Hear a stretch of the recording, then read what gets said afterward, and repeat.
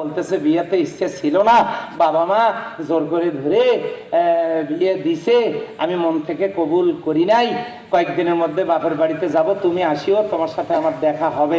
এই আলাপ করতেছে গভীর রাতে। স্ত্রী স্বামীকে ঘুমায় রেখে গোপনে বাইরে গিয়া স্ত্রী নাই পাশে খুঁজতে গিয়ে স্বামী দেখে স্ত্রী এক জায়গায় দাঁড়ায় এইরকম আলাপ করতেছে, পিছন দিক থেকে শুনতেছে বিয়ে আমি করি নাই, মন থেকে কবুল করি নাই, এই বাবা মাকে খুশি করার জন্য করছি, বিয়ে আমি মানি না, বাড়িতে গেলে তোমার সাথে আমার দেখা হবে। এই কথাগুলো শোনার পর স্বামী স্ত্রীর মহব্বত বাড়বে না? যারা আওয়াজ দেয় না তারা মনে মনে বলতেছে তো বাড়ে না কেন, অসুবিধা কি? স্বামী স্ত্রীর মহব্বত বাড়বে না?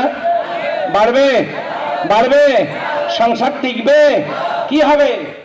তিনটে জিনিস হবে। প্রথমে হবে মায়ের, তারপরে হবে তালাক, না প্রথমে হবে মায়ের, তারপরে হবে